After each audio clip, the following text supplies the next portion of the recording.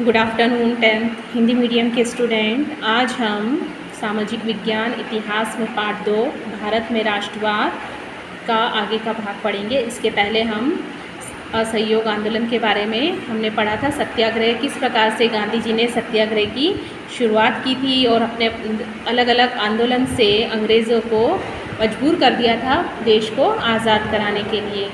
फिर Rowlatt act में 1919 का रॉलेट एक्ट हमने पढ़ा था कि उन्होंने सबके खिलाफ जाके उसको प्रस्तावित किया। 10 अप्रैल के दिन क्या हुआ, जनरल डायर ने अमृतसर में एक जुलूस पर गोलियां चलाई और 13 अप्रैल को जलियांवाला बाग हत्याकांड हुआ। उस दिन अमृतसर में बहुत सारे गांव वाले सालाना वैसाखी यानी अपना त्यौहार मना रहे थे और मेले में शिरकत करने के लिए जलियांवाला बाग मैदान में वो सब इकट्ठे हुए थे, जमा हुए थे। और काफ़ी लोग तो सरकार द्वारा लागू किए गए दमनकारी कानून था उसका भी विरोध प्रकट करने के लिए वहाँ इकट्ठा हुए थे।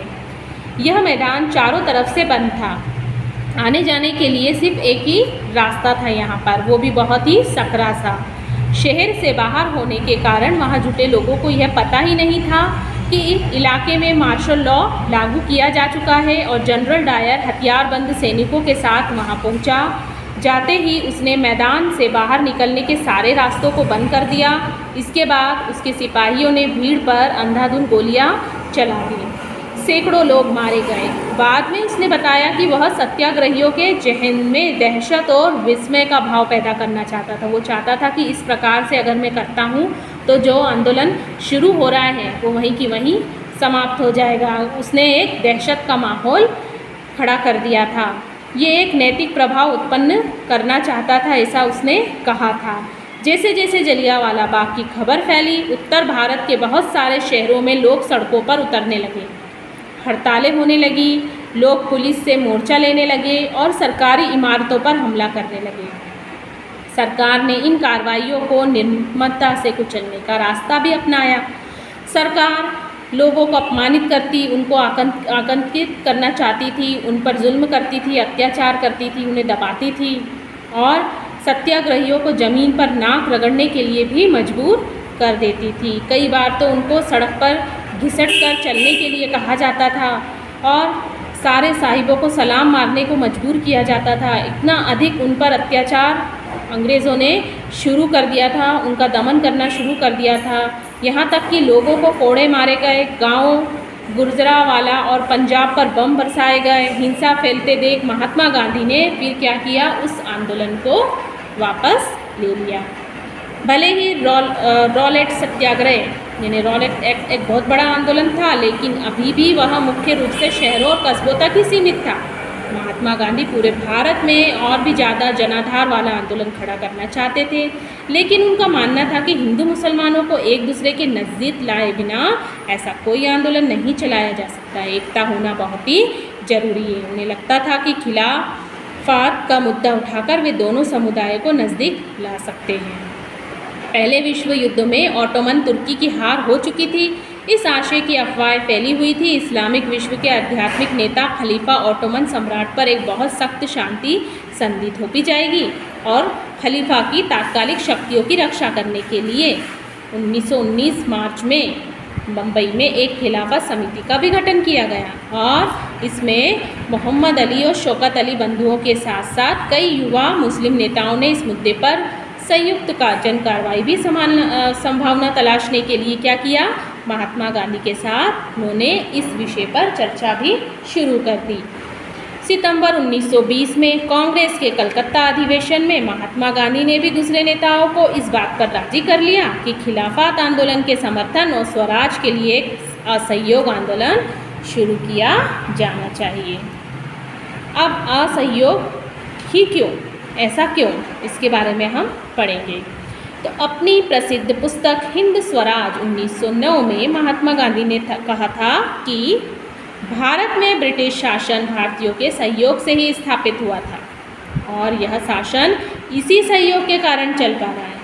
अगर भारत के नेता, भारत के जो भी राजा महाराजा थे उस समय अगर ब्रिटिश शासन को सहयोग नहीं देते और भारतीय लोग भी, तो ये शासन स्थापित नहीं हो पाता। तो ये जो आंदोलन है इसमें भी सबका सहयोग होना बहुत ही ज़रूरी है।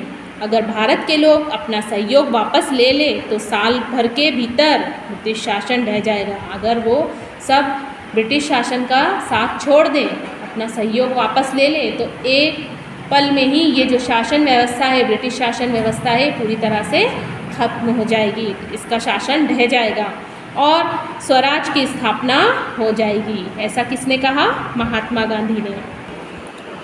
असहयोग का विचार आंदोलन कैसे बन सकता था? गांधी जी का सुझाव था कि यह आंदोलन चरणबद्ध तरीके से आगे बढ़ना चाहिए। तो सबसे पहले लोगों को सरकार द्वारा दी गई पाबंदियाँ लौटा जो पदवियाँ हैं, जो उनको सम्मान दिया गया है, जो उनको पद दिए गए हैं सरकार के द्वारा, सबसे पहले तो उसे उन्हें वापस कर देना चाहिए, लौटा देना चाहिए।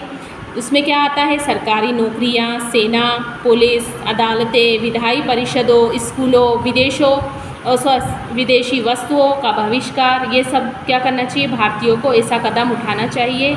ये सब चीज़ें उनको, अंग्रेज़ों को वापस दे देनी चाहिए। अगर सरकार दमन का रास्ता अपनाती है तो व्यापक सविनय अवज्ञा आंदोलन अभियान की भी शुरू किया जाएगा।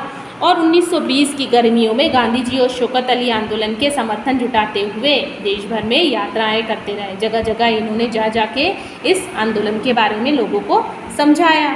फिर कांग्रेस में बहुत सारे लोग इन प्रस्तावों का शंकाकित थे, मतलब उनको पता, उन पर शंका थी उनको कि ये जो प्रस्ताव है वो कैसे हैं और क्या है, उनको ये शंका। फिर वे नवंबर 1920 में विधायी परिषद के लिए होने वाले चुनावों का बहिष्कार करने में हिचकिचा रहे थे। साथ ही उन्हें भय भी था कि इस आंदोलन में लोग हिंसा भी कर सकते हैं। सितंबर से दिसंबर तक कांग्रेस में भारी खींचतान चलती रही। कुछ समय के लिए ऐसा भी लगा कि आंदोलन के समर्थकों और विरोधियों के बीच सहमति नहीं बन पाएगी। आखिरकार दिसंबर 1920 में कांग्रेस के नागपुर अधिवेशन में एक समझौता हुआ और असहयोग कार्यक्रम पर स्वीकृति की मोहर लगा दी गई। अब आंदोलन किस तरह आगे बढ़े और उनमें किन लोगों ने हिस्सा लिया और विभिन्न सामाजिक समूहों ने असहयोग के विचार को किस तरह समझा। तो क्या थी आंदोलन के भीतर अलग अलग धाराएं? तो असहयोग खिलाफत आंदोलन जनवरी 1921 में शुरू हुआ और इस आंदोलन में विभिन्न सामाजिक समूहों ने हिस्सा लिया, लेकिन हर एक की अपनी अपनी आकांक्षाएं थी। सभी ने स्वराज के आह्वान को स्वीकार तो किया, लेकिन क्या हुआ, उसके अर्थ अलग अलग सामने आए। सबसे पहले हम देखेंगे शहरों में आंदोलन।